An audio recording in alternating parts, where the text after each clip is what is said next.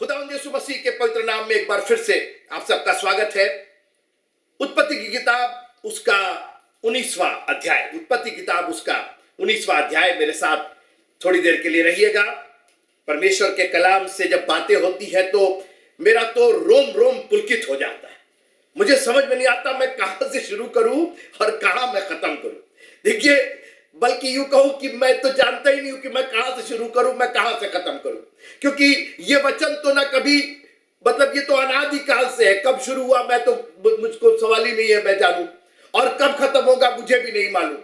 ये परमेश्वर का कलाम तो अनंत है मित्रों, अनंत है। हमारा और आपका खात्मा हो जाएगा खुदा के कलाम का, क्योंकि खुदा ही कलाम है ना, वचन ही परमेश्वर है। तो परमेश्वर का जब अंत नहीं तो वचन का कहां से अंत हो जाएगा। और हमने 19वें अध्याय में, हम सीधे वचन पर आते हैं। 19वें अध्याय में किस प्रकार लूत दो दूतों से मिलता है, और वे दूत जो पहले से उसके जान पहचान के थे, उनको वो जानता था, उनको वो घर लेकर के आता है। और वहां पर एक घटना घटती है कि किस तरीके से सदोम और अमोरा के लोग आकर के उस घर को घेर लेते हैं।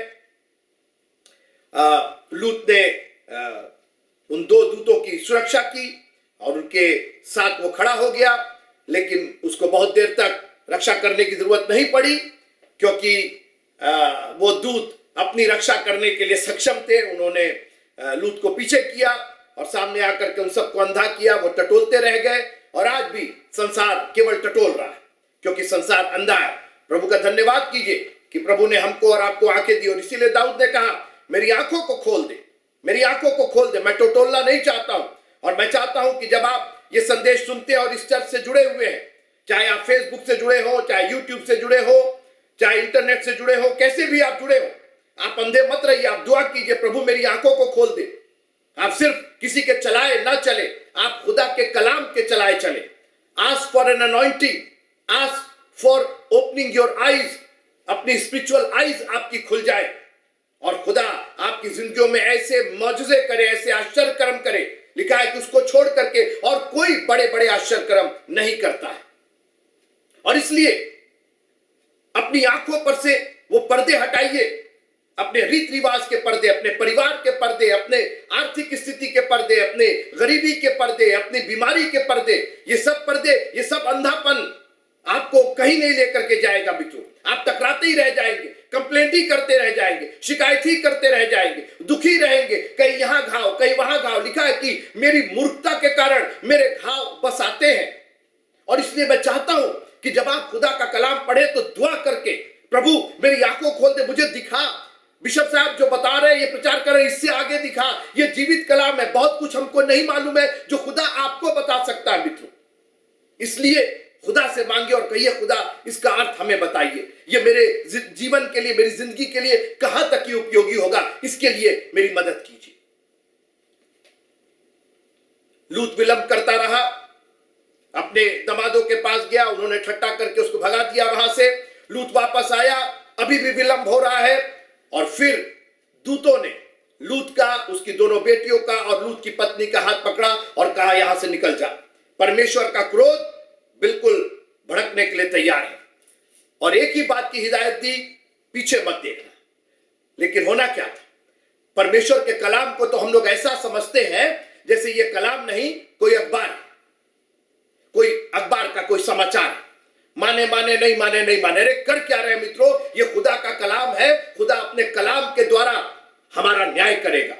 दूतों ने कह दिया कि पीछे नहीं देखना है तो नहीं देखना है, कोई बहस नहीं उसके ऊपर। और आज खुदा के कलाम पर बहस करने के लिए अगर कहिए तो सारी जमात खड़ी हो जाती। सबको खुदा के कलाम पर बहस करना आता। और मुझे तो ऐसा लगता है कि हम और आप, अगर आप होते वहां सदोम अमोरा में, तो हम बहस कर, अरे पीछे क्यों नहीं देखे, पीछे देखने से क्या हो जाएगा, खाली थोड़ा ही सब देखेंगे, कितना कितना ना देखे, पूरा घूम के ना देखे, आधा ना देखे। दुनिया की बातें हम लोग के पास, हमारे चर्च में भी दुनिया की बातें, ये ऐसा था वो वैसा था। अरे बाबा, जब प्रभु ने कह दिया नहीं देखना तो नहीं देखना, उस पर कोई क्वेश्चन नहीं, कोई बात नहीं, उसका कलाम है, ये उसका हुक्म है। तू चोरी ना, क्यों ना चोरी करे। अच्छा कितनी चोरी कर सकते, 1 रुपए कर सकते, 10 रुपए कर सकते, 1000 रुपए कर सकते। अच्छा पापा का नहीं निकाल सकते कि मम्मी का नहीं निकाल सकते। हमें बस दुनिया के बहस करने के बहाने। सिर्फ ये कहना चाहता हूं कि क्या खुदा के कलाम को सिर्फ सिंपली माना जा सकता? प्रभु ने कहा है, अब प्रभु जाने, मैं तो उस पर चल रहा हूं। प्रभु तू जो कह रहा है, तू मेरा चरवाहा है, तू मुझे हरी हरी चराइयों में ले जाता, तू मुझे सुखदाई जल के झरने के पास जाता, मेरी कोई बहस नहीं। और हुआ क्या? लूत की पत्नी को जो नहीं करना था वही कर बैठी। क्यों? मैंने कहा ना, खुदा के कलाम को तो ऐसा हल्का ले लिया, वो तो अपने में बहस करे, अरे यार देख लेंगे क्या होगा, खुदा तो बहुत दयालु है, अरे दया नहीं करता तो हम लोग को निकालता नहीं, तो एक बार देख लेंगे तो एक बार फिर दया हो जाएगी। याद रखिएगा, खुदा की दया, उसके प्यार और उसके न्याय में एक लकीर है, उस लकीर को पार मत कीजिएगा। जब खुदा का प्यार तभी सिद्ध होता है जब वो न्याय करता है। जब उसने कह दिया कि नहीं देखना है तो नहीं देखना है, पीछे मुड़ करके देखिए, नमक का खंबा हो गई, फैमिली का एक मेंबर खत्म हो गया। सोचिए, जो फैमिली निकाल दी गई थी, बचा ली गई थी। और मैं आपको एक चैलेंज करना चाहता हूं, आप बचाए हुए लोग हैं। Now I am talking to Christians. मैं किसी गैर मसीही से बात नहीं कर रहा हूं, मैं मसीहियों से बात कर रहा हूं। मैं सदोम से निकाले गए, सदोम और उमरा से निकाले गए, बचाए गए, हाथ पकड़ करके परमेश्वर की दया पाए हुए लोगों से मैं बात कर रहा हूं। मैं उन लोग की बात कर रहा हूं जो अब्राहम की आशीष के तहत वहां से निकले हुए हैं। मैं आपको चैलेंज कर रहा हूं मित्रों, मैं आपको ढाढ़स दे रहा हूं, मैं आपको साहस दे रहा हूं कि आप अब्राहम की आशीष के पाए हुए लोग हैं। आपके लिए यीशु मसीह मारे गए, गाड़े गए और तीसरे दिन मुर्दों में से जी उठे, वो फिर से आ रहे। इब्राहिम की आशीष हम तक पहुंच चुकी है। आप सदोम और उमरा से निकाले जा चुके हैं। आपका कोई पार्ट नहीं है सदोम और उमरा में, और अब उसको पार्ट करने की दुनिया में जाने की जरूरत नहीं है। You have already been come out of that. और ये आधा अधूरा निकलना है तो पूरा निकल जाइए, आधा अधूरा नहीं। ये त्योहार आया तो ये मना लिया, वो रीत हुआ तो वो मना लिया। जब प्रभु के पीछे चल रहे हैं तो पूरी रीत से चलना है। ये compromising Christians, God hates compromising Christians, जो हम लोग आधा अधूरा काम करते हैं, मिक्स मैच करना चाहते हैं। और लूत की पत्नी का पूरा उदाहरण है आपके सामने। मैं अपने मन से कुछ नहीं कह रहा हूं, मुझे माफ कीजिएगा, मैं खुद रिमाइंड कराता हूं अपने आप, मैं खुद डांटता हूं अपने आप कि भैया सदोम अमोरा से निकल गए हो तो बस अब आगे ही देखो। तुम्हारी सारी बातें मान ली गई हैं, पीछे की नहीं आगे की। लूत ने कहा ना कि हमको पहाड़ पर मत भेज, फलाने शहर में भेज दे, छोटा शहर है, मैं वहां चला जाऊंगा। दूतों ने कहा वो भी चलेगा, मगर सामने सामने आगे देखने की बात है, पीछे नहीं देखना। जो हो गया सो हो गया। अब जहां से निकल आए हैं, अब मिस्र को नहीं आता। ईसाइयों की यही प्रॉब्लम थी ना, जितने लोग मिस्र में थे सबको मिस्र याद आता था, और एक जन भी प्रॉमिस लैंड में नहीं जा पाया, क्योंकि हमेशा वो पीछे पलट के देखते थे। आज मैं आपसे निवेदन करना चाहता हूं, अगर आप उसमें से निकल गए हैं, उस रीत रिवाज में से निकल गए हैं, पवित्र आत्मा की सामर्थ आपके पास है, तो आगे बढ़ने की कोशिश कीजिए ना। नई नई बातें, खुदावंद नया नया बात बताना चाहता है, नए नए मौजज़े करना चाहता है, नए नए तरीके से आपको आगे ले चलना चाहता है। सदोम अमोरा तो भस्म हो रहा है, खत्म हो रहा है, जाने दीजिए उसको। आज मैं एक बहुत ही गंभीर घटना का वर्णन करना चाह रहा हूं। मैं वर्णन तो करना चाह रहा था गुफा का, क्योंकि आखिर में लूत अपनी दोनों बेटियों को के साथ वहां एक गुफा में रहने लगा। उत्पत्ति की पुस्तक उसका 19वां अध्याय, उत्पत्ति की पुस्तक उसका 19वां अध्याय और उसकी 30वीं आयत, 30 उत्पत्ति, जेनेसिस चैप्टर 19 एंड वर्स 30। फिर लूत ने सोअर को छोड़ दिया और पहाड़ पर अपनी दोनों बेटियों समेत रहने लगा, क्योंकि वह सोअर में रहने से डरता था। इसलिए वह और उसकी दोनों बेटियां वहां एक गुफा में रहने लगे। मैं कभी गुफा पर और बात करूंगा, अगर प्रभु ने चाहा तो अगले संडे में बात करूंगा गुफा के बारे में। लेकिन आज इस गुफा में हुआ क्या, मैं बस इसी पर थोड़ी देर आपका ध्यान आकर्षित करना चाहता हूं। और ये बहुत महत्वपूर्ण एक घटना यहां पर घटी। घटना हमारे और आपके देखने में बहुत गंदी है। दो बेटियां एक पिता के साथ सोती हैं, गर्भवती होती है। और आप देखेंगे कि बहुत से प्रचारक और बहुत से पास्टर इसको ओवरलुक करके आगे बढ़ जाते, सोचते कह रहे ये बहुत गंदा है, ये तो सेक्स की बातें हैं इसके अंदर, और ये एक पिता जो है वो अपनी बेटियों के साथ सो रहा है और उनको गर्भवती कर रहा है। मेरी बात सुनिए आप, अगर ये इतना ही गंदा होता तो पवित्र आत्मा की प्रेरणा से लिखा गया ये वचन मूसा भविष्यवक्ता के द्वारा कभी नहीं लिखा जाता। मूसा को भी मालूम था पवित्र आत्मा के द्वारा लिखा गया है, मूसा भी इसको खारिज कर सकता था, नहीं लिख सकता, मगर यह लिखा गया है, किसी कारणों से लिखा गया है। इसमें गंदा और साफ होने का कोई प्रश्न नहीं। जो कुछ परमेश्वर की ओर से है वो हमारी प्रेरणा के लिए है और हमारे सिखाने के लिए। और कई बार ऐसी घटनाएं, देखिए बाइबल की यही तो खूबी है कि बाइबल सिर्फ अच्छी अच्छी बातें नहीं, लेकिन हमारा जो फेल्योर है, जो हमारी कमियां हैं, उसको भी बताने में बाइबल कहीं से कमी नहीं करती है। बाइबल इंसान की फितरत बताने में कहीं से कोई कोताही नहीं करती। और ये इंसान की फितरत, आप बस थोड़ी देर के लिए रहिएगा, एक बहुत ही महत्वपूर्ण घटना है ये, और कई बार हमें समझ में नहीं आता कि ऐसा हुआ क्यों। लेकिन आज मैं ये खुलासा करके आपसे विदा लेना चाहता हूं। देखिए, घटना सीधी सी है। बड़ी बेटी ने अपने पिता को मदिरा पिलाई, नशे में किया, उसके साथ सोई, गर्भवती हुई।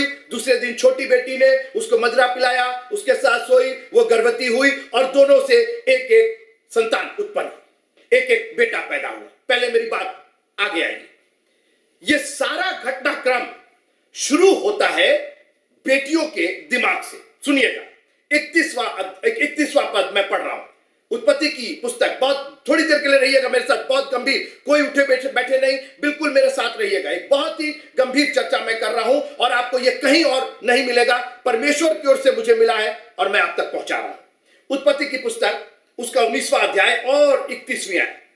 तब बड़ी बेटी ने छोटी से कहा, हमारा पिता बूढ़ा है और पृथ्वी भर में कोई ऐसा पुरुष नहीं जो संसार की रीति के अनुसार हमारे पास आए, इसलिए हम अपने पिता को दाख मधु पिलाकर उसके साथ सोएं, जिससे कि हम अपने पिता के वंश को बचाए रखें। देखिए मेरी बात सुनिए, 12वें अध्याय से लेकर के ये 18वें 19वें अध्याय तक वंश की बात हो रही। जो इब्राहिम और सारा निकले, परमेश्वर ने यही कहा था ना कि मैं तुझे फुलाऊंगा, फलाऊंगा, तेरे वंश को मैं आकाश के तारागण और समुद्र के बालू के किनकों के समान बनाऊं। अभी तक जो हम पढ़ रहे हैं 12, 13, 12 से निकला उत्पत्ति किताब, उसका 12वां अध्याय, 13वां अध्याय, 14वां, 15वां, 16वां, 17वां, 18वां, और हर जगह वंश की बात हो रही। मैं वंश दूंगा। अच्छा, उसी चक्कर में, उसी वंश के चक्कर में सारा ने हाजिरा को इब्राहिम को दे दिया, फिर एक वंश पैदा हो गया। मैं आपसे कहना चाह रहा हूं कि परमेश्वर की जो योजना थी, मेरी बात सुनिए, 12वें अध्याय में जब अब्राहम तो रह रहा था, अपने पिता के नगर में रह रहा था, देश में रह रहा था, और वहां पर वो रह रहा था, आराम से रह रहा था, जैसे भी रह रहा था। परमेश्वर की योजना के अंतर्गत वो निकाला गया, परमेश्वर का वचन उसके पास पहुंचा। अब्राहम उस वक्त अपने मन से कुछ नहीं कर रहा, परमेश्वर ने कहा अपना देश छोड़ दे, अपने पिता का देश छोड़ दे, अपने कुटुंबियों को छोड़ दे और उस देश को चला जा जो मैं तुझे दिखाऊंगा। और उसके बाद सारी प्रॉमिसेस परमेश्वर की हैं। मेरी बात ध्यान से सुनते रहिएगा, इसमें इंसानी कोई दखल नहीं होना चाहिए था।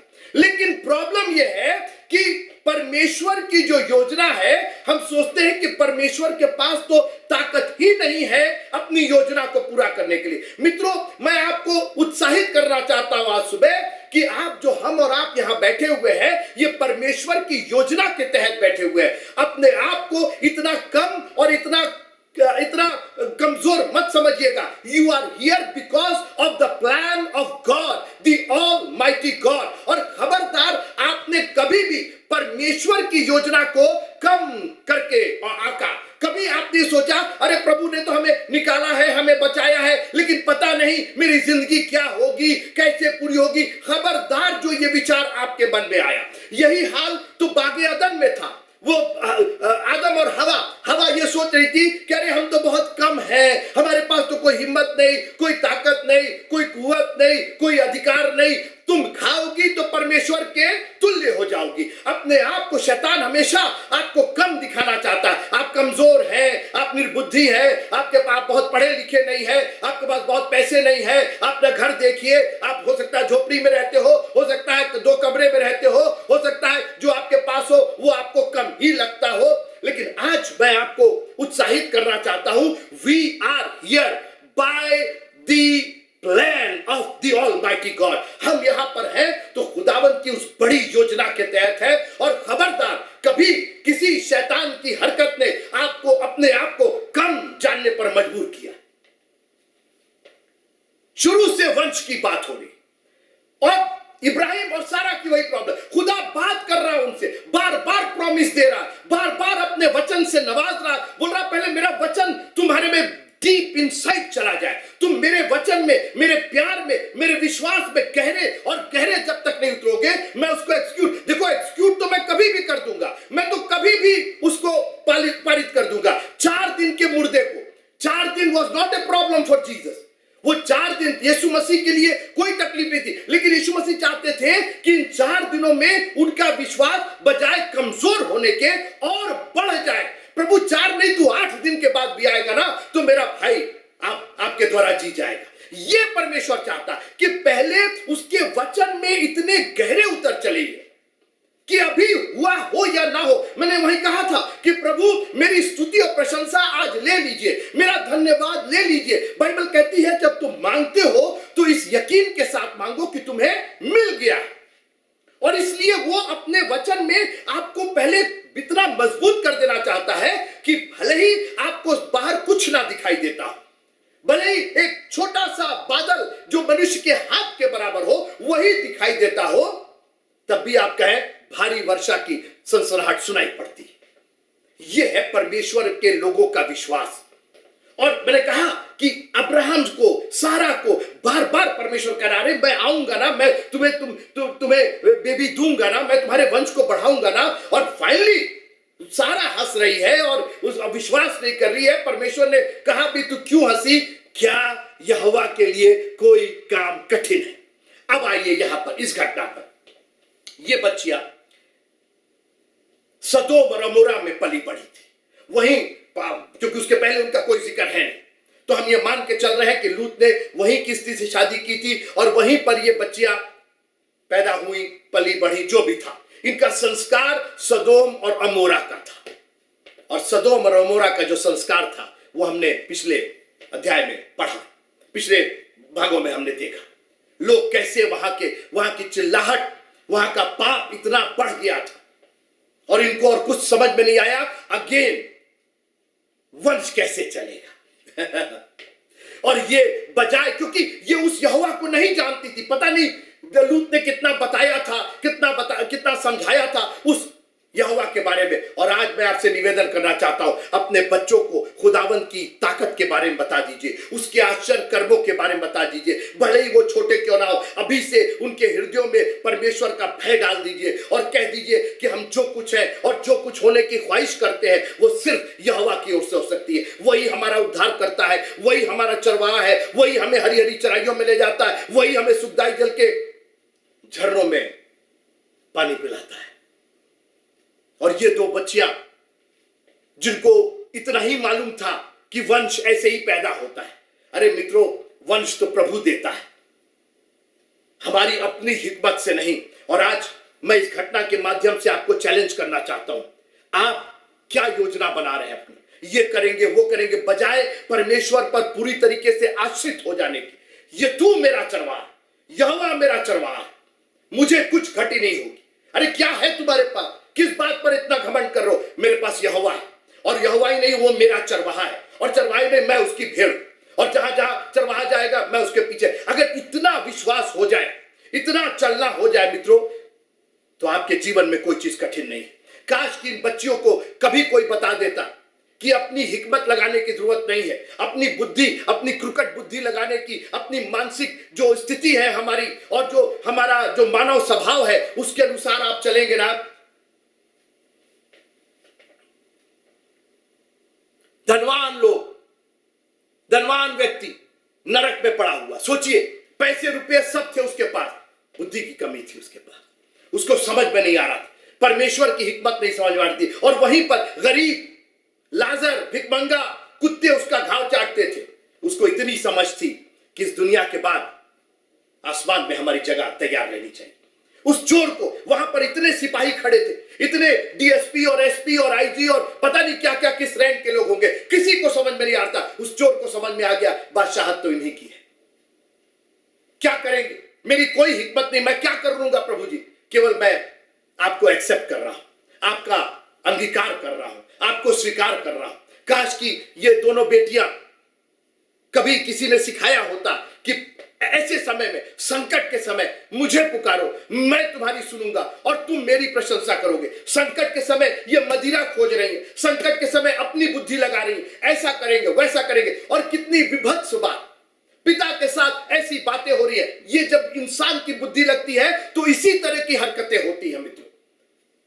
और वंशज, बार बार परमेश्वर कह रहा मैं वंश दूंगा, अगली बसंत ऋतु में मैं आऊंगा, तुम्हारे पास बेबी होगा। यहोवा के लिए कोई काम कठिन है। और काश की कोई इन बच्चियों को समझा देता कि यहोवा पर भरोसा रख, तेरे सब काम सफल होंगे, तुझे ना मदिरा की जरूरत पड़ेगी, ना पिता के साथ इस तरह से करना पड़ेगा। और आज मैं चैलेंज करना चाहता हूं एक एक सुनने वालों को कि अपनी हिकमत छोड़ दीजिए, अपनी सांसारिक और अपनी शारीरिक बुद्धि छोड़ करके आत्मिक रूप से परमेश्वर के पास आइए और उससे कहिए, प्रभु मेरा भरोसा तुझ पर है, मेरा तवक्कल तुझ पर है, मैं पूरी तरीके से तुझ पर ट्रस्ट किया हूं। संकट आया हुआ है, लेकिन संकट के समय तो आप सुनने वाले, आपके लिए क्या कोई बात कठिन है? हम लोग सोच रहे वंश कैसे चलेगा, कोई पुरुष नहीं बचा है।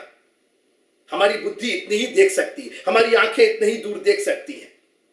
इनको लग रहा था कि अब सब खत्म हो गया, कोई कुछ नहीं कर रहा। और कई बार हमारी और आपकी जिंदगियों में भी ऐसे ही आता है।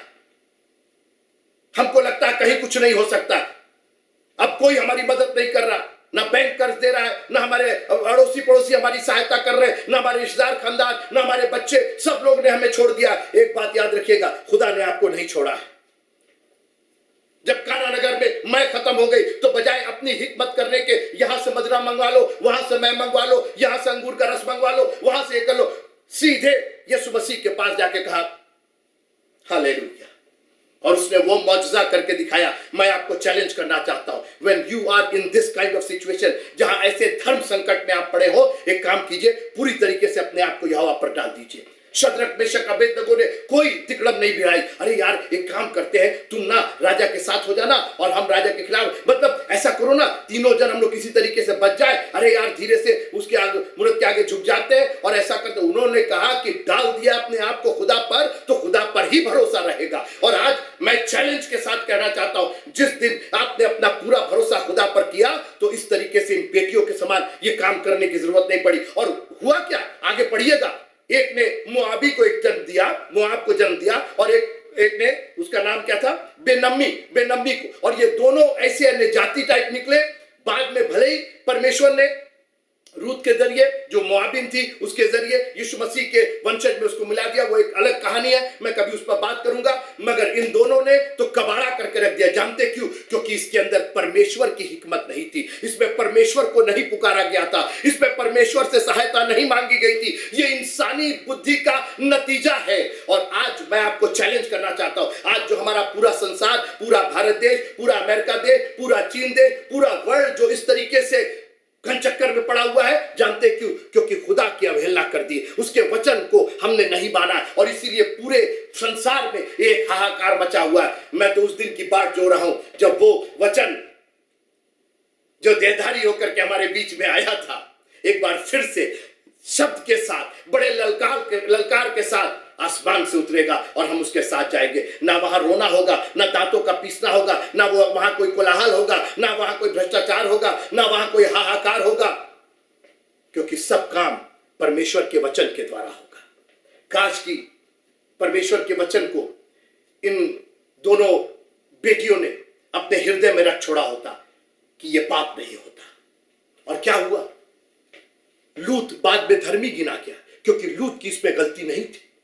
लूत तो मदिरा के नशे में था, ये तो किसी ने हिकमत लगा दी। और कई बार क्या होता है, कोई लोग हम पर हावी हो जाते। मगर मैं आपसे निवेदन करना चाहता हूं, अपनी जिंदगियों को अपने कंट्रोल में रखिए, खुदा के हाथ में दे करके रखिए। परमेश्वर के वचन के अनुसार, तेरा वचन मेरे पांव के लिए दीपक। आपको दीपक चाहिए। आपके पांव इतने बड़े दानों के पैर नहीं है कि आप अकेले चल सके। आप बिना दीपक के अंधेरे में नहीं चल सकते।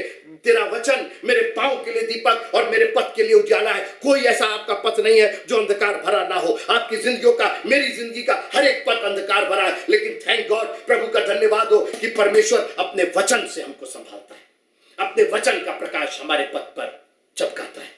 और जब उसके प्रकाश में चलेंगे तो ठोकर नहीं खाएंगे। ये दोनों बच्चियां ठोकर खा गई, क्योंकि खुदा इस योजना में कहीं शामिल नहीं था, क्योंकि ये सदोम और अमोरा में पली बढ़ी थी। मित्रों, अपने बच्चों को संडे स्कूल लेकर के आइए, अपने बच्चों को इस वचन के प्रकाश के चारों ओर बैठाइए, चारों ओर अपने अपने परिवार को बैठाइए और कहिए कि ये वचन चाहिए, क्योंकि जब अंधकार आएगा, कहीं ऐसा ना हो कि इन बच्चों के समान ठोकर खा जाओ, कहीं इन बच्चों के समान गलत काम ना कर जाओ, कहीं इन बच्चों के समान जो वंश पैदा हो वो किसी लायक ना हो, वो हमेशा यहूदियों से, हिब्रियों से, इस्राएलियों से लड़ते ही रह गए, वो कभी उसमें शामिल नहीं किए गए। मित्रों, एक बहुत बड़ी नसीहत है, इसको 2-3 बार पढ़िएगा, इसको किसी गंदे रूप में मत पढ़िएगा, इसको नसीहत के रूप में पढ़िएगा कि कैसे इंसानी बुद्धि किस तरीके से कितनी चीजों को कॉम्प्लिकेट कर देती, कितना उसके अंदर बेमतलब की चीजें कर देती, जबकि खुदा ने, आपको याद होगा, सारा के पास आकर के अब्राहम से कहा अगली ऋतु में आएंगे, तेरे को एक बेबी, कोई उसमें छल प्रपंच नहीं। अब्राहम पति, सारा पत्नी, दोनों के संयोग से एक सुंदर बेबी इसहाक पैदा होता है। मित्रों, आशीषों का कारण हो जाता है, आज तक उसकी आशीषें हमको मिल रही।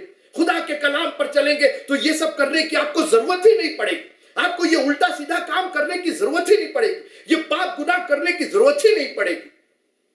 तेरे पीछे पीछे मैं चलूंगा खुदा।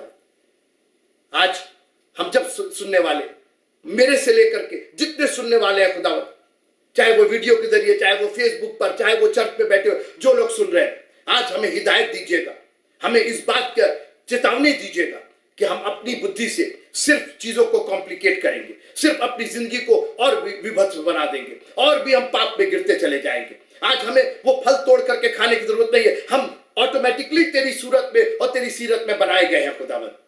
काश की एक बार फिर से हम तेरा कलाम अपने हृदय में रख छोड़े कि तेरे विरुद्ध पाप ना करे। संकट के समय मुझे पुकारो, मैं तुम्हारी सुनूंगा और मैं तुम्हें छुड़ाऊंगा और तुम मेरी स्तुति और बड़ाई करोगे।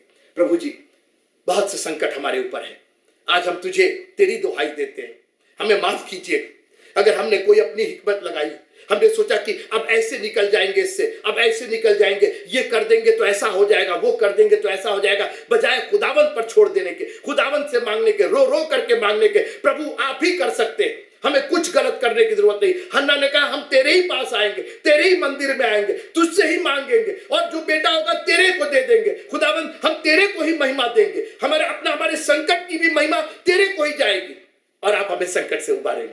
प्रभु आप सबको बड़ी आशीष दे। इस घटना को एक चेतावनी और एक हिदायत के रूप में जरूर पढ़िएगा और अपने मन की गहराई में रखिएगा कि प्रभु हमसे कोई ऐसा पाप और कोई गुनाह नहीं होना चाहिए। आपने अपना वचन दिया है, उस वचन पर हम चलेंगे। तेरा वचन मेरे पांव के लिए दीपक, मेरे पथ के लिए उजाला है, उसमें कोई खोट नहीं है, उसमें कोई अंधकार नहीं है और उसके अंदर कहीं से कोई ऐसी बात नहीं है जो हमको कहीं गलत रास्ते पर ले जाए। खुदा आप सबको बहुत बहुत आशीष दे। प्रभु में बने रहिएगा।